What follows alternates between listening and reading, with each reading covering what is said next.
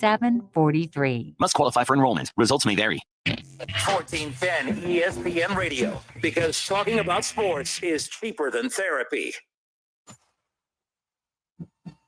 You want hot takes? No, I'm not going to apologize to Ryan Day. Everything we said about Ryan Day up until the playoffs was true. Not bad. Come on, Kenner. You can do better than that. To be fair, of all the elite quarterbacks in the NFL, Joe Burrow is the least accomplished. Getting better. 1,000,000%. I 1,000,000% believe that the Dayton Flyers are afraid of the Wright State Raiders. That's why they come up with every excuse in the book not to play them. There it is. The hottest take of them all. It's the Justin Kinner Show, presented by Frickers, live on 1410 ESPN Radio.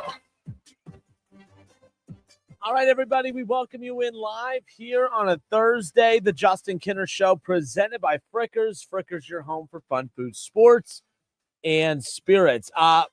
I mean, look, it's content season, no doubt about it. I mean, the regular season for college football and Championship Saturday has come and gone, but the storylines just keep hitting. When we talk about Sharon Moore and the fallout there, Sharon Moore out at Michigan after year 2. But again, just another scandal. And by the way, because of the bad decisions that he has made has impacted those around him, and not just the football players in the program, but his family. I will not make light of those particular situations, but I'm also not going to sit here and act like this isn't just another issue, another black cloud that kind of hovers over, the Michigan program at this point. If this isn't an awakening for that university to clear itself, to shed itself, to rid itself of anything related to Coach Harbaugh, I have no clue what else would get their attention at this point, but we'll get into more of that coming up later. Keith Byers, he was at Urban Meyer's Hall of Fame induction. He was at the Hall of Fame, earlier this week. He was there for Urban's induction. He just flew back in today, so KB is going to pop in with us coming up here just around the corner. So we'll talk college football with him and get his thoughts on everything going on, especially, I'm curious his thoughts on Notre Dame and the temper tantrum that they've been throwing ever since Selection Sunday, was here. And I am curious his thoughts on of course, the fallout of what's going on in Michigan. Where do they go? Like, there's names out there, but like realistically, what makes sense for that team up north? Because right now, I mean, we thought Penn State was late in the game, nonetheless. Troy on Facebook says, at least this news about Michigan is true. Moore sounds like a blank in real life. Feel for his family. I thought he was a decent head coach, but I think Michigan will be fine in the long run with the better head coach as next. Troy, by the way, what do you mean about, at least this news about Michigan is true? Your weird, creepy little man obsession with that whole thing is not what you're blaming me for. It's you. Like, you need to get over that. And you sound like a guy that's just constantly making excuses for that program, which continues to embarrass you and everyone around it at this point. Oofa. But we'll get into that more coming up later. Again, I'm Justin Kinner. It's the Justin Kinner Show, 1410 ESPN Radio. I want to talk about Joe Burrow to open up. For years and years now, Joe Burrow has, when he got drafted by the Bengals, everyone kept doing this thing of, like, oh man, he's going to go to the Cincinnati Bengals, a bad franchise, and he's going to go behind that bad offensive line, and he's going to get hit and hit and hit and hit, and he is going to become the next Andrew Luck. I mean, we've heard that forced narrative for many, many years now, that Joe Burrow is going to be the next Andrew Luck. And I'm here to tell you, I've never once looked at Joe Burrow as being the next Andrew Luck. The difference between Joe Burrow and Andrew Luck is Andrew Luck has come out and shared that he just didn't love the game. All right, he didn't love the game enough to be able to continue doing what he does.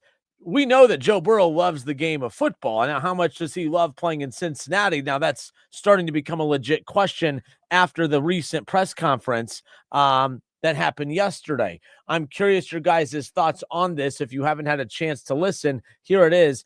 Joe Burrow, right now with his team, mathematically in the playoff hunt, made it a lot about him and his feelings and his future when it comes to playing football. Take a listen. Is this a reason to be alarmed, Bengals fans, football fans in general? Take a listen.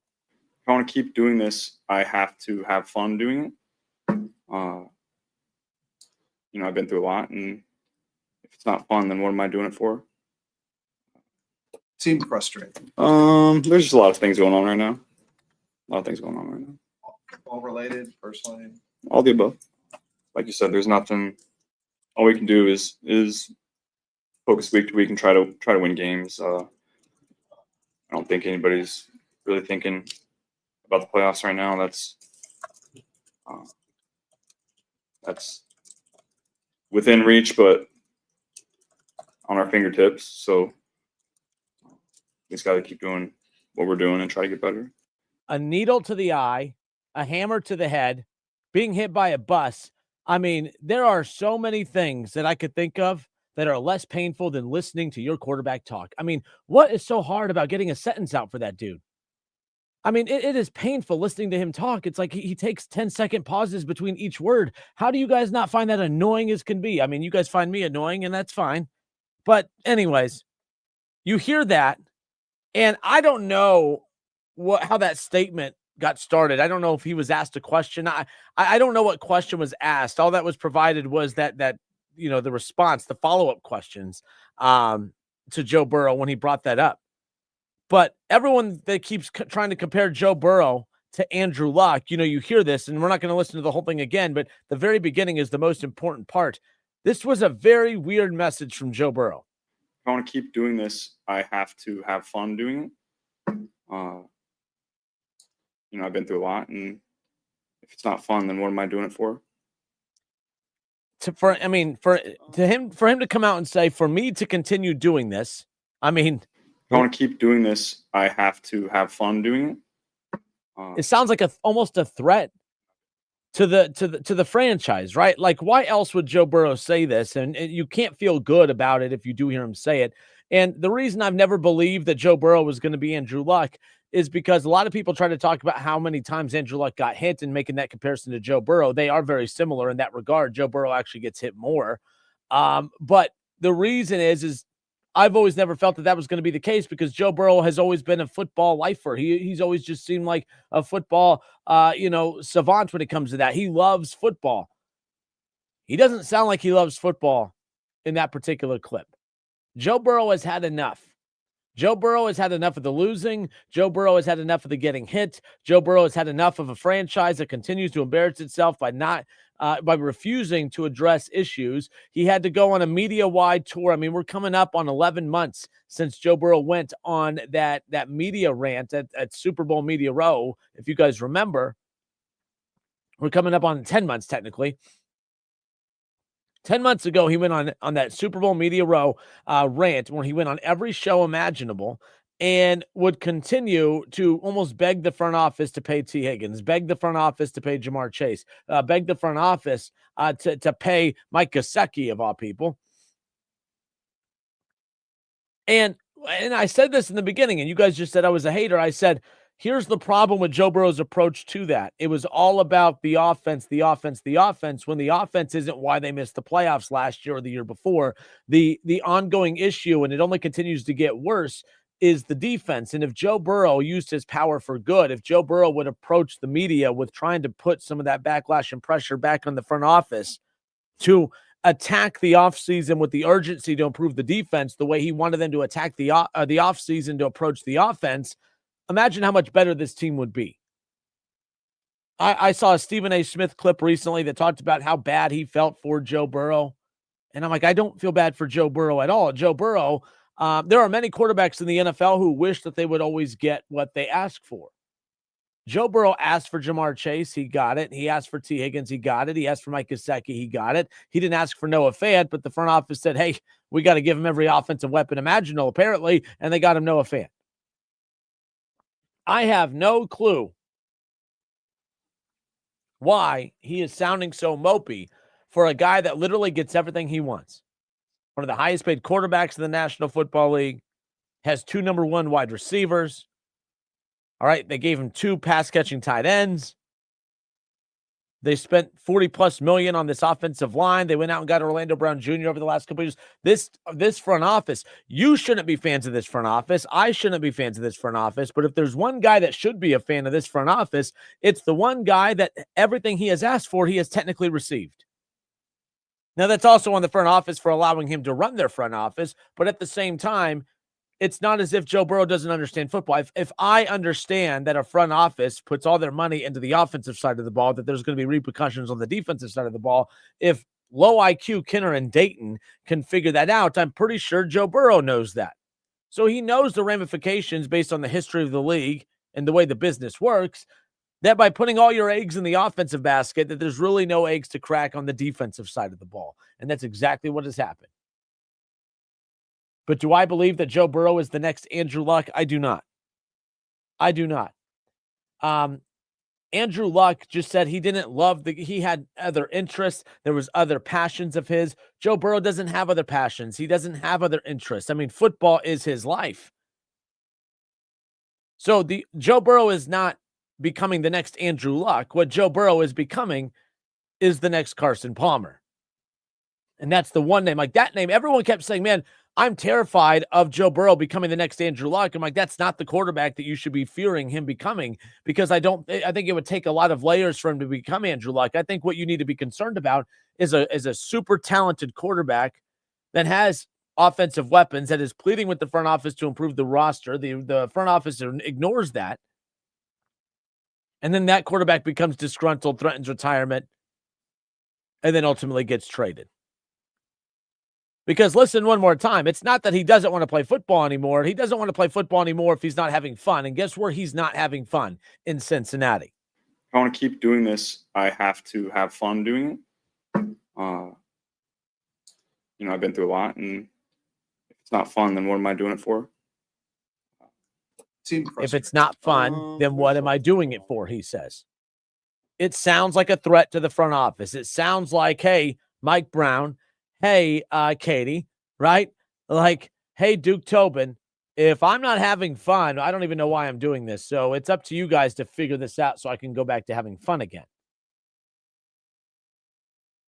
Joe Burrow doesn't say things like that without having a reason to. I don't think he's just up there for event session. That is a subliminal message that is directly, relayed, that he wants relayed to that front office. It's one thing for you to hear that. It's one thing for me to hear it. But I wonder, when Mike Brown's sitting back, eating his Jell-O, watching Matlock, going to bed at 7 p.m., I wonder when he gets told about it the next morning, when he wakes up at 4 a.m. for his breakfast and his coffee, I wonder what his thoughts were. Probably, where am I? Who am I? Who's Joe Burrow? I mean, who knows what's going through Mike Brown's head. But hopefully Duke Tobin, hopefully Katie Blackburn, hopefully someone with the brain over there will listen to this and start to realize that, oh, man, we need to start attacking this with a little urgency, because Joe Burrow, that sounds like a guy that's defeated. That sounds like the next Carson Palmer. Forget the next Andrew Luck. We're looking at the next Carson Palmer. He's not Andrew Luck. He's Bengalized. Look, I don't know what's more embarrassing, my organization who can never find a quarterback, or your organization who finds a quarterback and just can't seem to ever figure it out. I don't know. 937-518-1410. Bengals fans, I do want to hear from you. Not so much about what I have to say, but I am curious. When you hear that quote, when you hear that soundbite, what was your immediate reaction? What were the feelings that went through you when you heard that quote? For him to continue doing this, he has to have fun, and he's not having fun right now. He said he needs to get back to having fun. That's a crazy drop for him. 937-518-1410. Your reaction. We'll get to your calls when we come back. It's the Justin Kinner Show presented by Frickers. Frickers, your home for fun, food, sports, and spirits.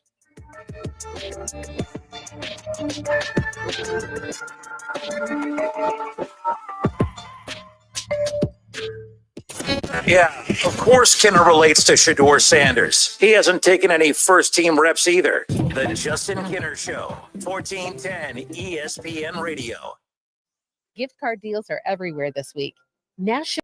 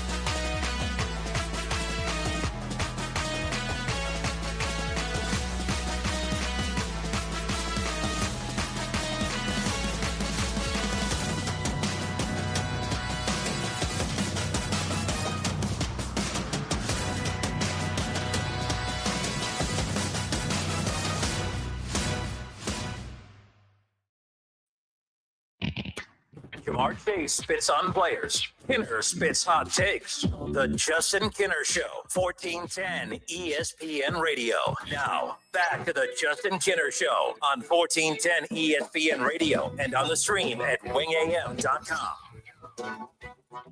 937-518-1410. Is Joe Burrow the next Andrew Luck? That's the big question that people are throwing around right now after Joe Burrow's concerning comments made to the media yesterday, claiming that he's just not having fun anymore. Take a listen. Doing this, I have to have fun doing it. I've been through a lot, and if it's not fun, then what am I doing it for? Seem frustrated. There's just a lot of things going on right now. All related, personally. All the above. Like you said, there's nothing. All we can do is focus week to week and try to win games. I don't think anybody's really thinking about the playoffs right now. That's within reach, but Yeah, I can't listen to him talk. It's painful, guys. I'm sorry. I don't know how you guys hang on every word he says, but my goodness, it's like he's trying to figure out words. He doesn't know how to talk. I have no clue how you guys can listen to anything he says and drool over it. Like, it doesn't make any sense. But for him to also say nobody's thinking about the playoffs, well, that's kind of the problem. That's kind of the problem. Look, he's defeated. He had an injury that was supposed to put him out to guys. If you think about it, the estimated timeline was supposed to be him coming back in mid-December, which is about right now. He came back about a month earlier, or at least was cleared a month earlier than anticipated. He came back on Thanksgiving night, looked very good on Thanksgiving night. Did not look very good against Buffalo. He looked good for the first, 3 quarters, but in the quarter that matters the most, he kind of fell apart with multiple turnovers, the lost fumble on the 2-point conversion attempt, and then just sounds absolutely broken in the post-game press conference and then when he addressed media yesterday. So I don't know. Look, I think that this isn't just 2025 related. I think it's the last 3 years. I think, Joe Burrow, who strives to be in the upper tier of quarterbacks with the likes of Patrick Mahomes and Lamar Jackson and Josh Allen and guys like that, MVP level quarterbacks.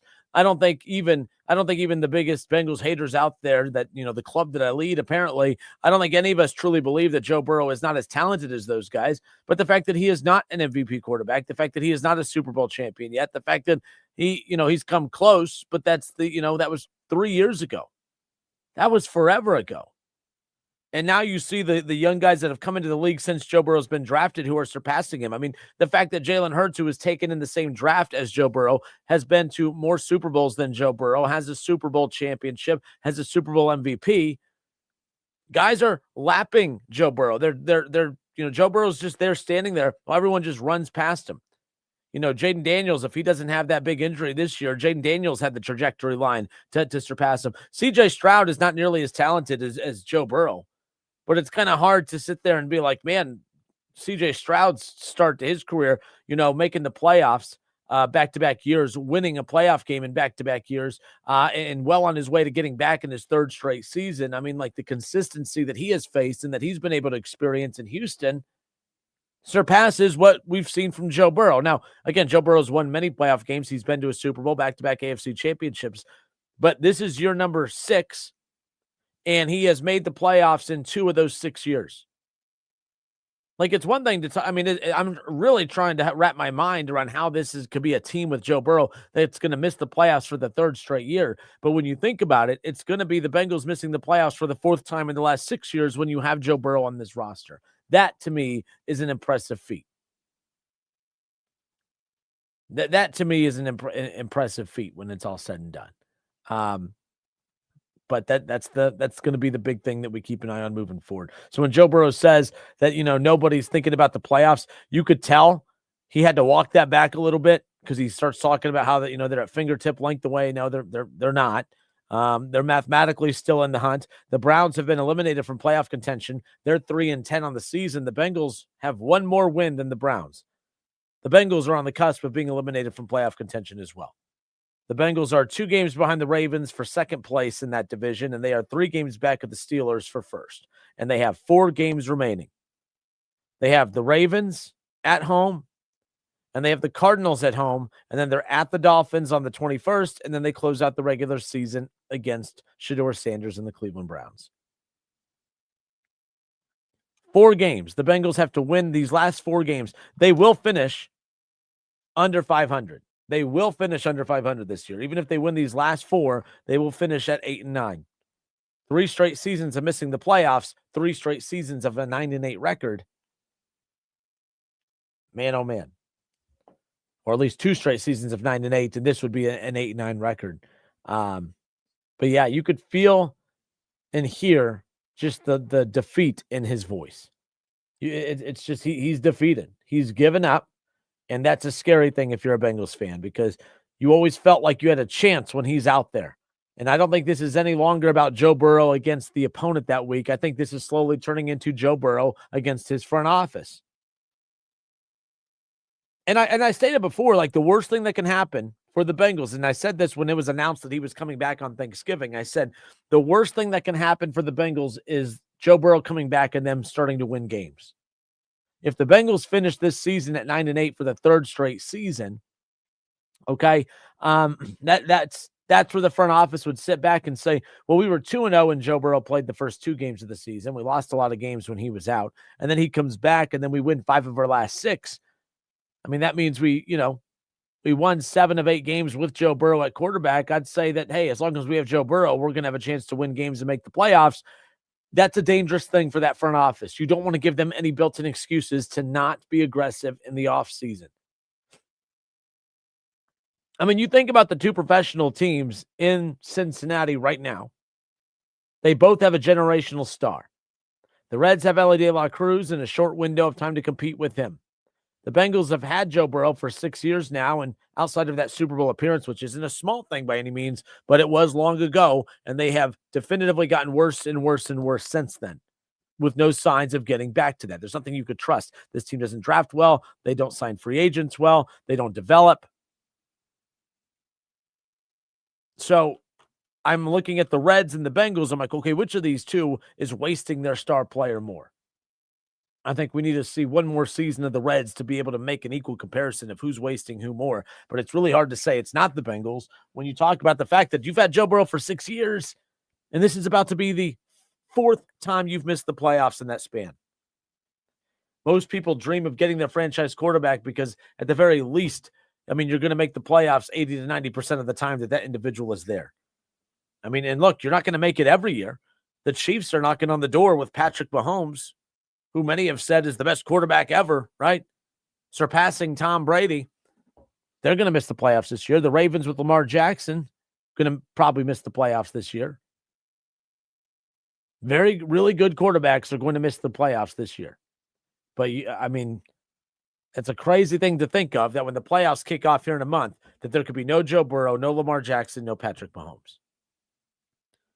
And Mac Jones will have a chance to move up that list. I never finished that point earlier. My point earlier was that, man, when you think about it, it looked like it was a Joe Burrow, Lamar Jackson, Patrick Mahomes NFL with all the other quarterbacks filling in. But then all of a sudden, you get Jalen Hurts in there with the Super Bowl MVP. Jaden Daniels looks like he's going to be something special. I mean, as a rookie, leads Washington to the NFC Championship game. When he's healthy and the Commanders get that right, they're going to be a threat every year. Right, and then you look at, Drake May now with the Patriots, best record in football. Like, that's a guy that has a real chance.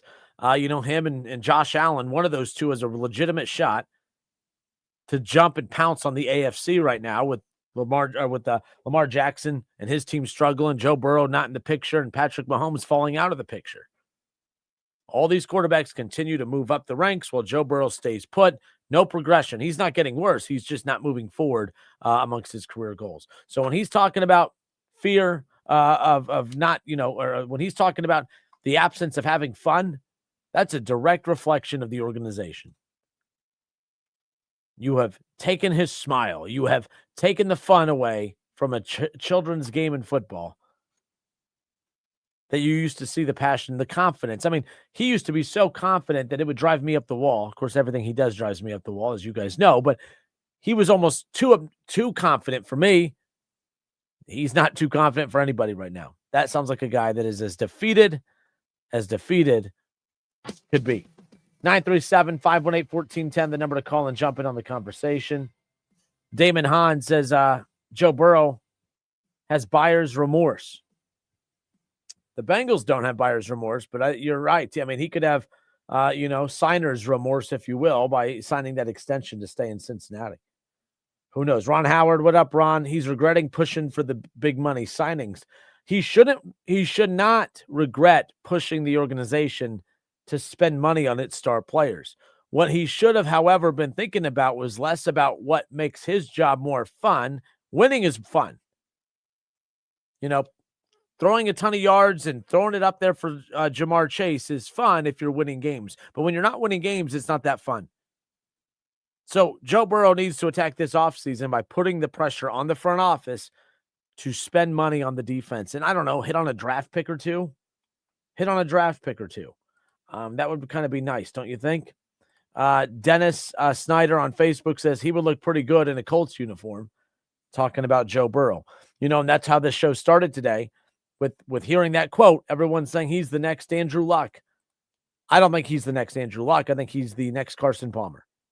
He's the next Bengalized quarterback, the next quarterback that has all the talent in the world, that is tired of the way this front office operates, tired of underachieving, and tired of not accomplishing what he knows and what we all know that this team is technically capable of accomplishing if the front office can get out of their own way.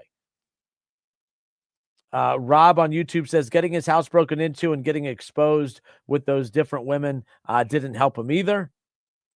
No, I mean, look, anyone that gets their house broken into, I mean, the sense of violation in that, and look, I don't know what he's hiding. And by the way, I have no clue what's going on in him in his personal life with his women or his employees or whatever he calls them. And that's not a shot. That's, it's not. Some say it's his girlfriend. He calls her his employee. I mean, if I call my wife that, I'm going to get smacked in the face. So I'm just saying, I don't know what kind of operation he runs over there. But again,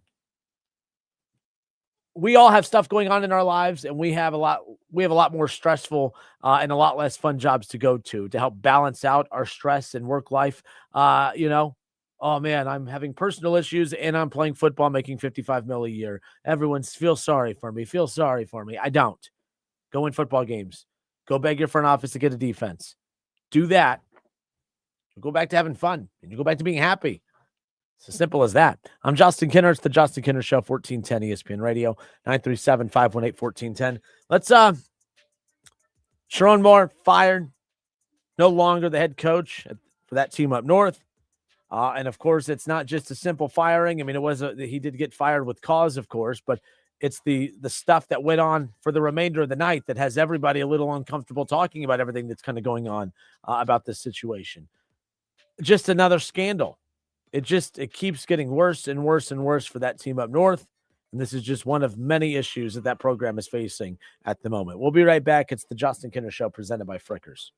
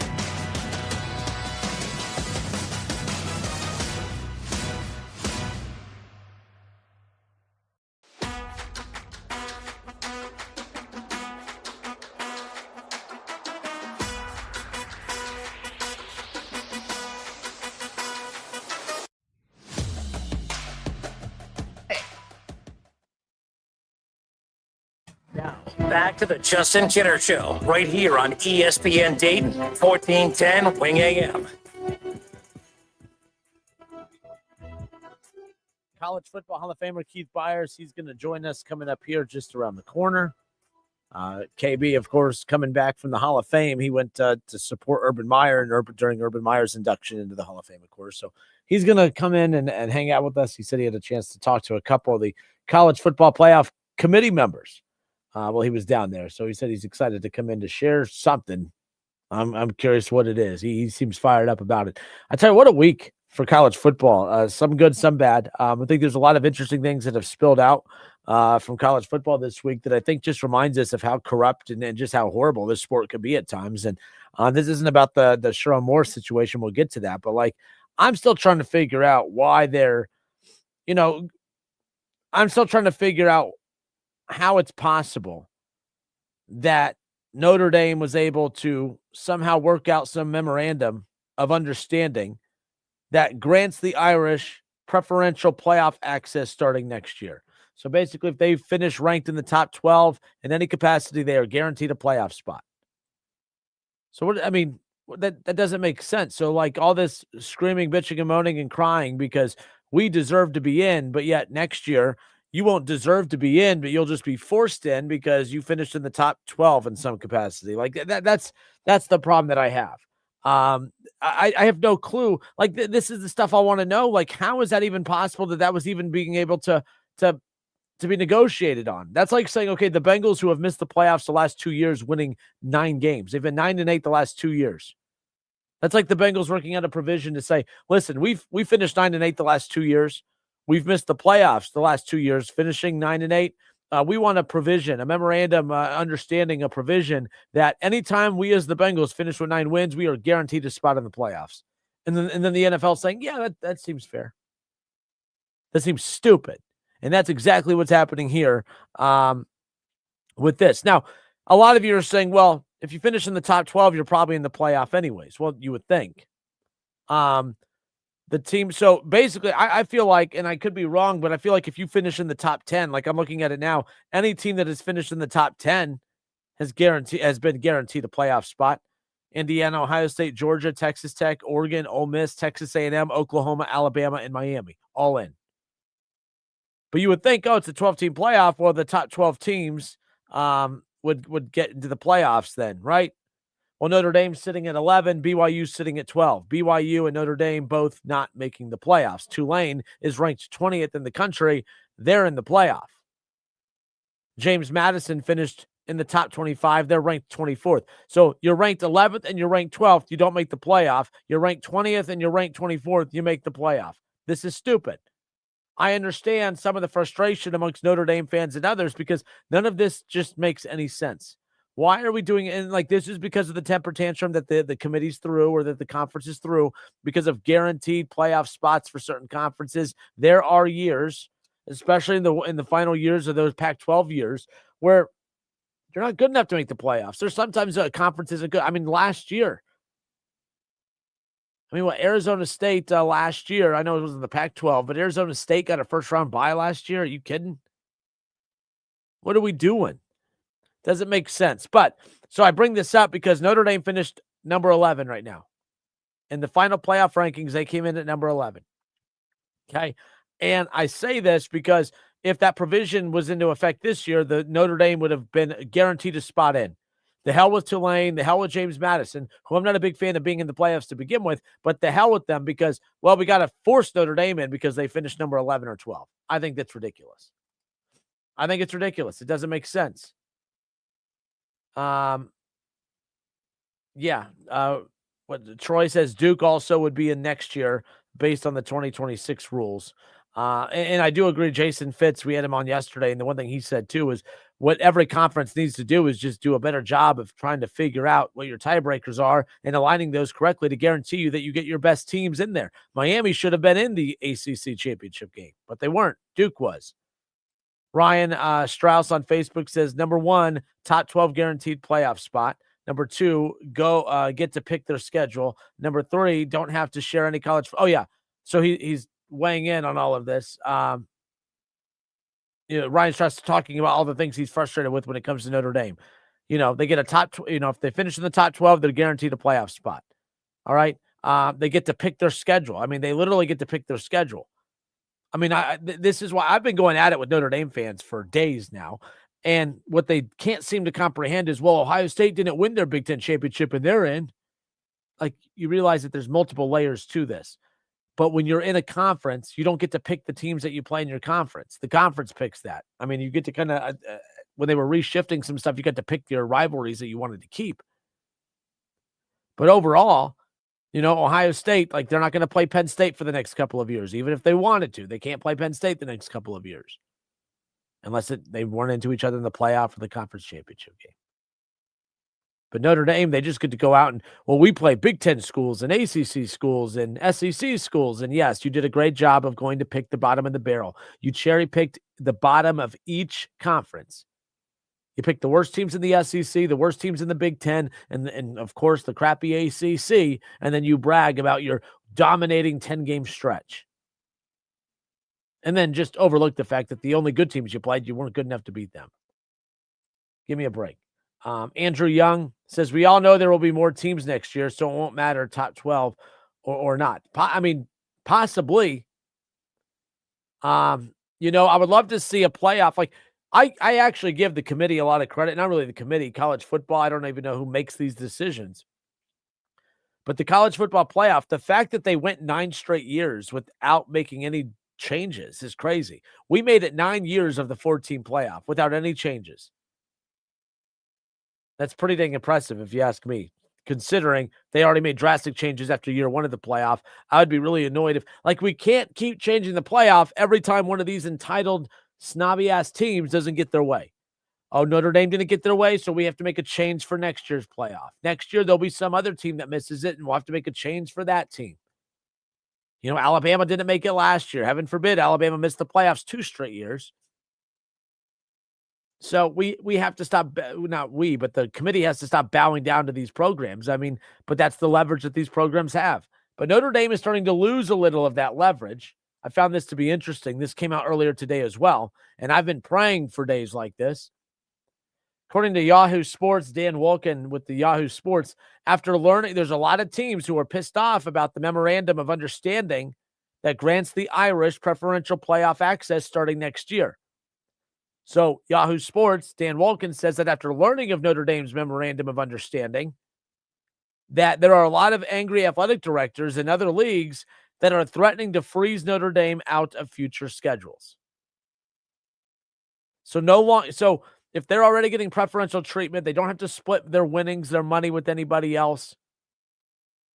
They're going to throw the other commissioners of these conferences under the bus. I mean, to take a shot at the ACC after they bailed them out multiple times is absolutely asinine to me. But good for these schools. I want Ohio State, don't schedule them again. Michigan, stop scheduling Notre Dame. Freeze them out. Because that's really all it's going to take. And it might backfire because then they'll just play all the crap-ass teams in each conference like they did this year and like they'll do next year. And then there'll be one lost team every year, but they'll get exposed and get knocked out in the first round. I kind of wish that they made it just so I could watch them lose playing another good team again. But I love this. This is why I was angry. College football screwed up the year of COVID. When each conference went to division only, Big Ten could only play Big Ten. Big 12 could only play Big 12 and SEC and ACC, so on and so on. That put Notre Dame in a bind because, Notre Dame, they're not in a conference. So you can't do a conference only if you're Notre Dame because you're not in a conference. But all the other conferences went conference only. So then the ACC worked out a deal with Notre Dame that they would be a part of ACC football for that year. And it ticked me off because the ACC had leverage there.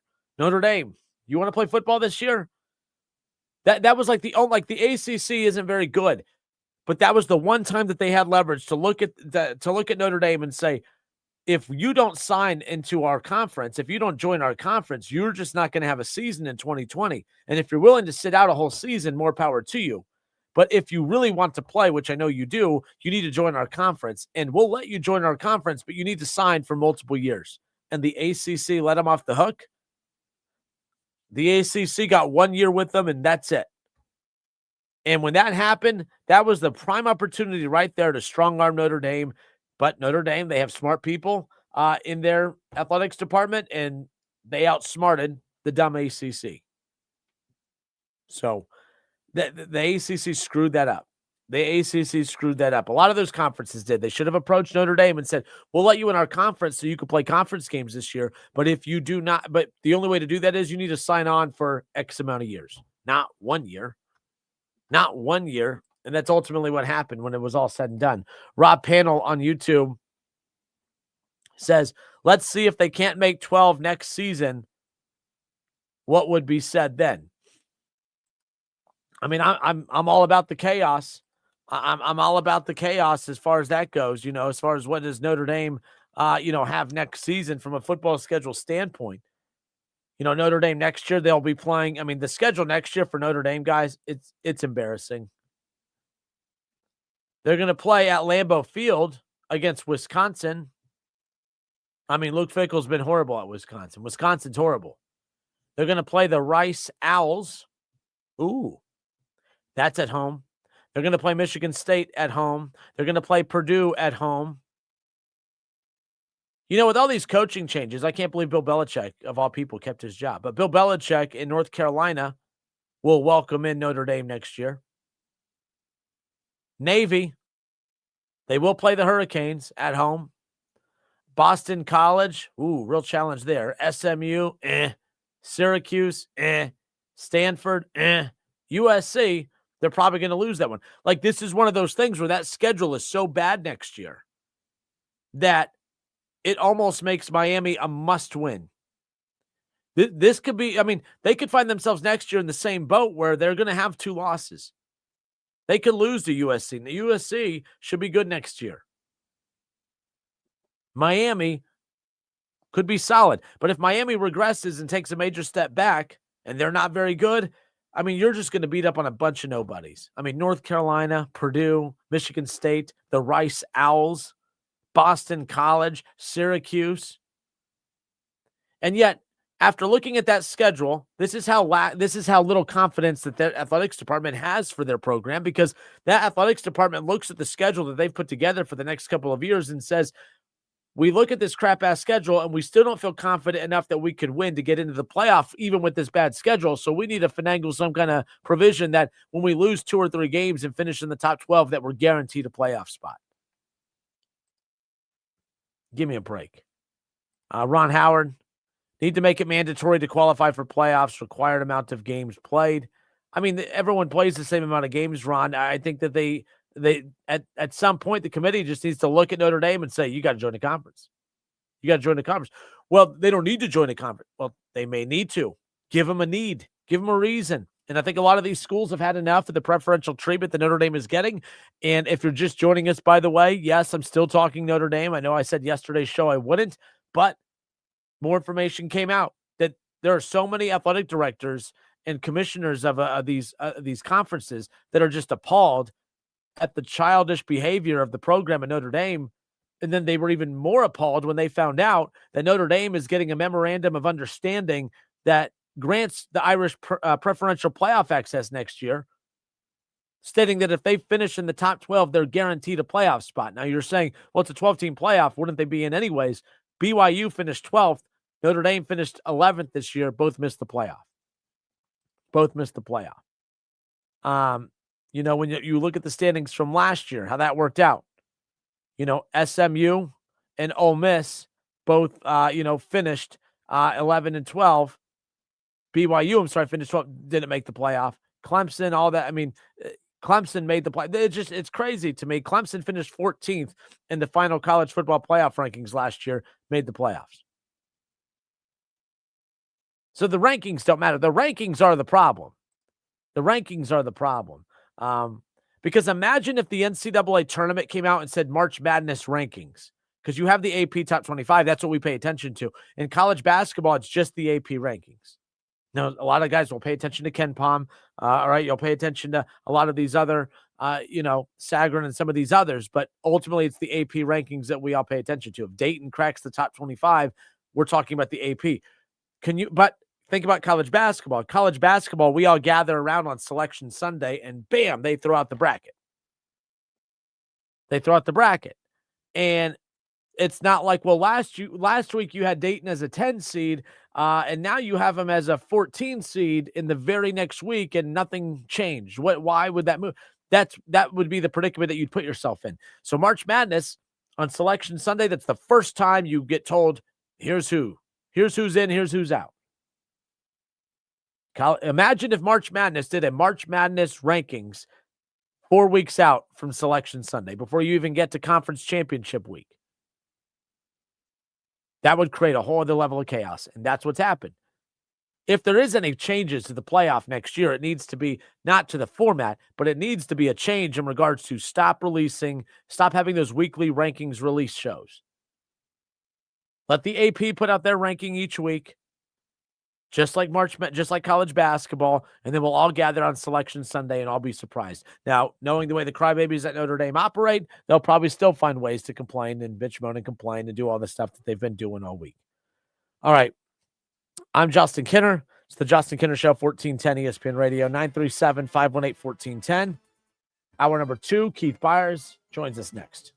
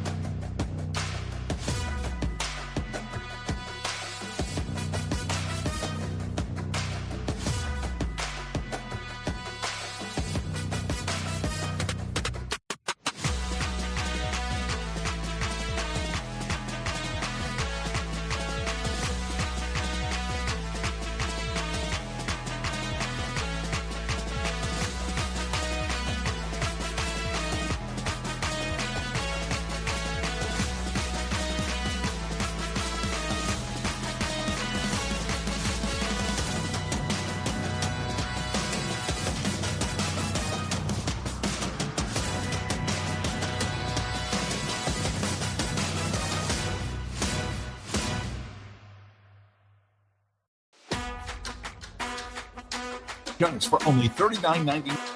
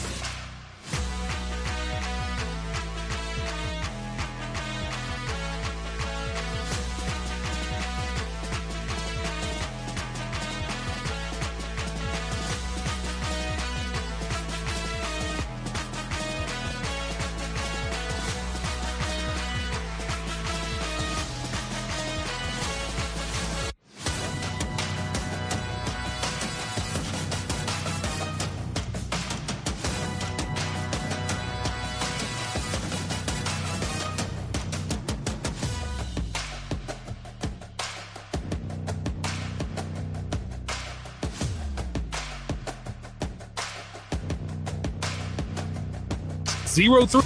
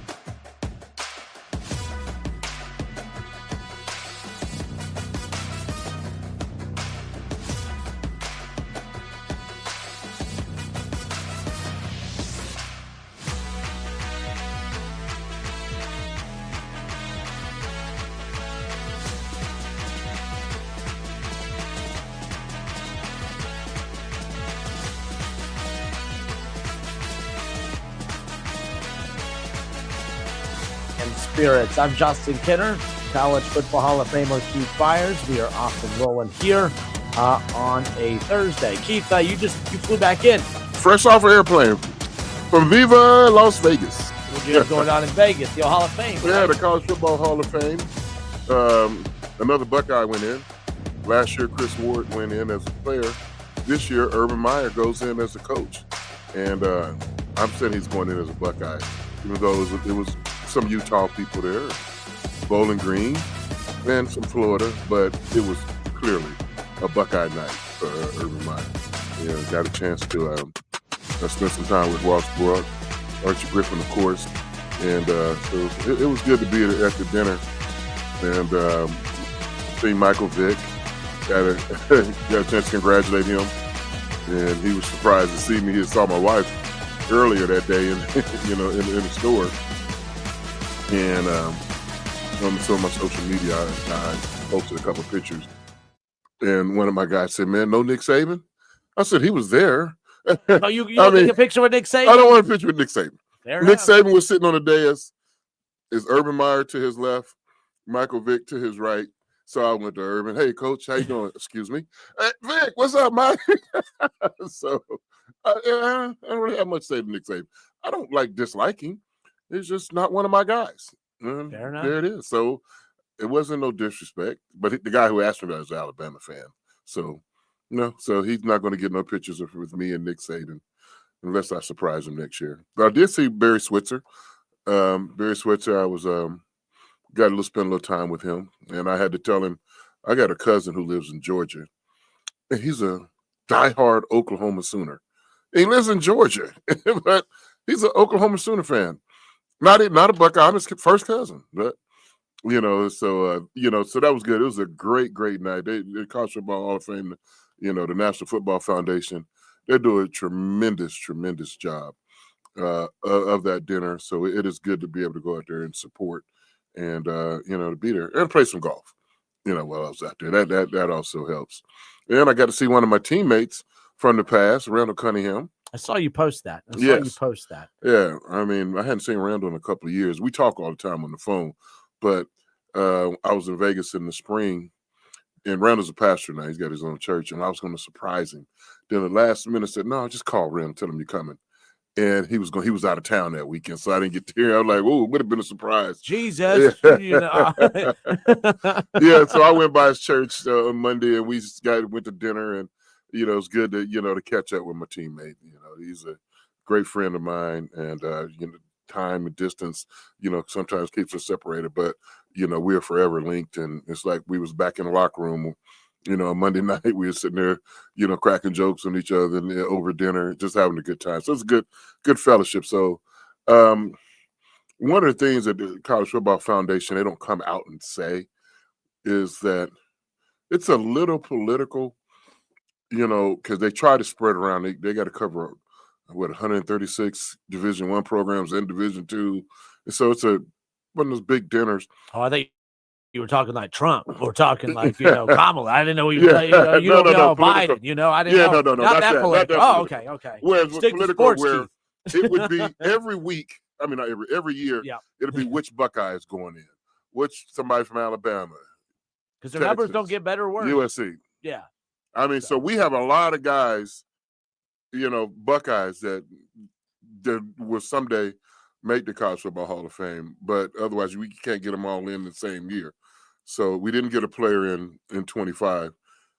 We got one in 24, coach in 25. So I'm expecting, a player, when the ballots and the voting comes out in 26. And if we don't get one in 26, we'll certainly have one in 27. I mean, you just think of all the great Buckeyes. What are the prerequisites? You have to be first-team All-American. And so that hurts some of our previous quarterbacks in the future who weren't first-team All-American but were first-round draft picks, like C.J. Stroud, Justin Fields, just to name a few. But just think back even from the 80s, we have like Pepper Johnson is not in the Hall of Fame yet, linebacker. Then you get to the 90s, Sonny Styles. No, not Sonny. Lorenzo Styles. Yep. Sean Springs, Terry Glenn, just to name a few. You played with Terry 1 year at the Patriots, right? Yes. Was that the year you went to the Super Bowl? Super Bowl year. He was a rookie. Yeah, actually, right? 2 years with the Patriots. Yeah. Well, yeah, Terry was a rookie. And I was once I got there, Parcells said, you got to be the big brother for your Buckeye buddy. Your Buckeye friend. He was a rookie. And, so me and Terry sat next to each other on all the flights, road games, and just a tremendous guy, and died tragically in a car accident. But, he's when they talk about Ohio State, today's wide receiver and they stay Chris Carter, and then they skip the 90s. Only one person from the 80s is Chris Carter, and they skip the 90s and go straight to the 2000s, and but their line of Ohio State wide receivers is longer than a lot of people give it credit for, other than the last 5, 6, 7 years. Well, I mean, Brian Hartline's the only reason Ohio State ever has wide receivers. That's what they. That's what they say. That's what they say on the street. I mean, so did he recruit Ted Ginn Jr.? Oh, absolutely. And San Antonio Holmes, while he was there, he was recruiting them. I mean, Chris Carter still, he dedicates his Hall of Fame career to, him as far as that's right. So. That's right. Yeah. No, so all week while you were gone, I mean, we'll get into the Michigan side coming up in a moment, but all week I have been battling Notre Dame fans. I put out my list yesterday of the top 5 biggest college football playoff screw jobs, like the teams that have been screwed over the most in the eyes of fans, throughout the college football playoff era. I don't view Notre Dame as being screwed over this year. I don't view that like they were a playoff contender, right? But they were 10-2. all 10 wins were against teams outside of the top 15. The two good teams that they did play, they lost to.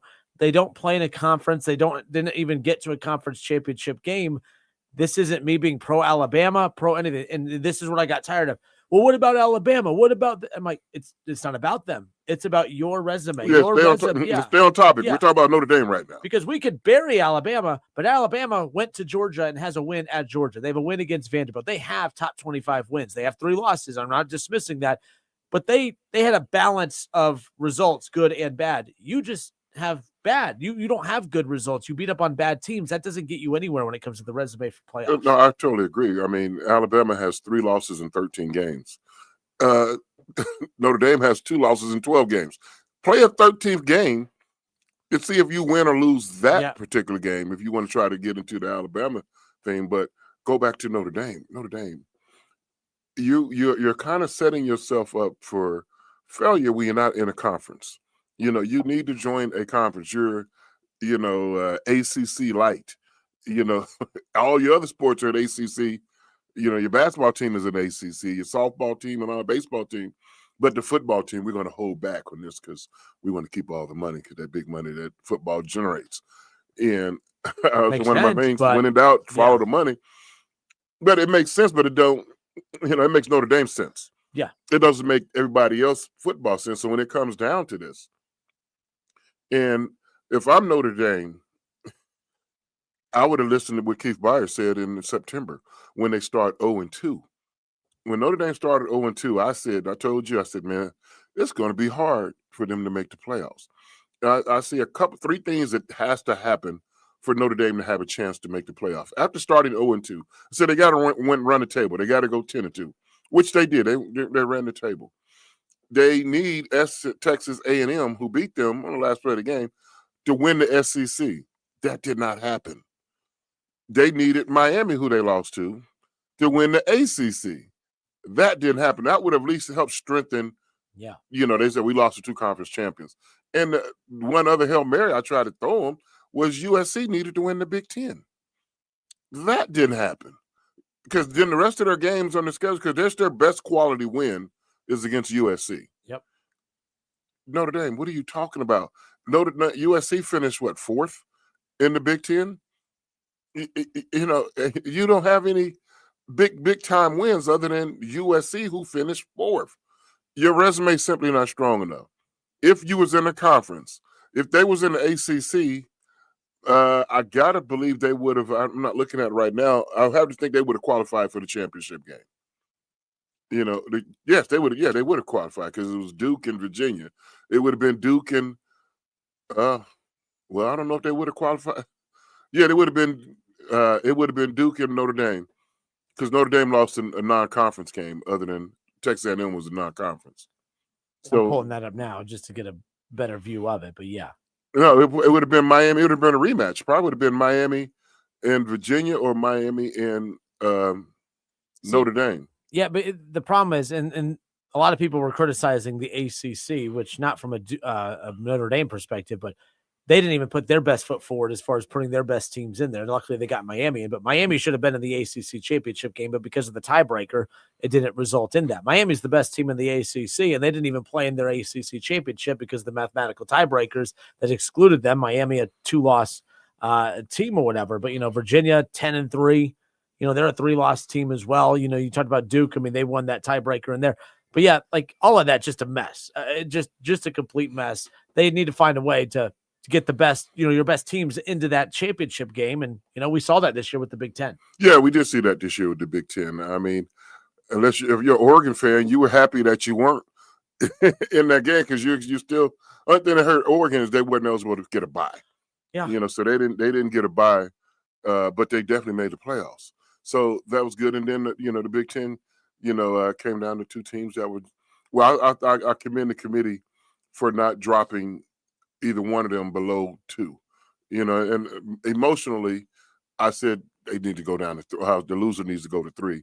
I was upset at my Buckeyes. Georgia I had 2. Georgia number 2 on my ballot and Buckeyes 3. But I've taken a couple of days to think about it. It was right. It was a 3-point loss, in a semi-neutral, facility. Yeah, it was a good game. It was a good game. Didn't go our way. Indiana was a better team that night. They won, and that's why they remained. They got to move up to number one, and we just flip-flopped. We were number two. Yeah, so I give the committee credit for that. And Notre Dame fans were trying to take shots at Ohio State, and I said, look, I don't think their schedule was that great, but they did put Texas in their non-con, and non-con is something that you play in. Which was the SEC. Yeah. Notre Dame's SEC opponent was A&M. They lost. The Buckeyes won. So I said, okay, you beat Texas in the non-con. As a Buckeye fan, I'm not going to do the homer thing and talk about how tough the schedule was this year. Ended up not. Washington wasn't as good as we thought. Penn State took some step back. But they were ranked teams when we played them. Yeah, but then not Penn State, but Washington was. Yeah. But I said you beat Michigan and you beat Texas, and you were undefeated, and you were in your Big Ten championship game, and your only loss was by 3 to now the number 1 team in the country. I don't think Notre Dame fans are making the point that they think that they're making. They're only making our point even stronger as far as that goes. My big problem with it all, though, was the temper tantrum that was thrown after. You're allowed to be upset. Be upset that you didn't make the playoff. But then to just say, well, we're not going to play in our bowl game. Take my ball and go home. That's a problem. And I don't think that's a full Marcus Freeman decision, but I'm also disappointed that he Marcus Freeman had no part of that decision. If he'd get some pushback, he'd have been out. He'd be sitting next to Sharon Moore right now. Or he'd be replacing Sharon Moore. Right, maybe. Yeah. Unbelievable. But if you're a player, you back to your playing days, you're bummed if you don't make the playoff. No, the playoff wasn't around when you played. But if you're mad that you didn't make the playoff, but your coach came in and said, guys, no, we didn't make the playoff. This sucks. We're so mad. We're just not even going to play in a bowl game. What would your response as a player be? You'd have a problem with that, right? I have a big problem. You want to play in bowl games. You don't want to be one of the y'all don't even make a bowl. Yes, I mean, and really the powers that be at Notre Dame are penalizing, the team. What about some of those seniors that this is their last hurrah? If I know that was going to be my last game, I would have approached it differently. They're going to still get the same maximum effort, but to get, shortchanged on your last time of playing a college football game, that's just asinine. My last game as a collegian was in the Citrus Bowl against BYU. I had a broken foot. I knew that was my last game I was ever going to play with Ohio State. And I said, I got to put this jersey on one more time.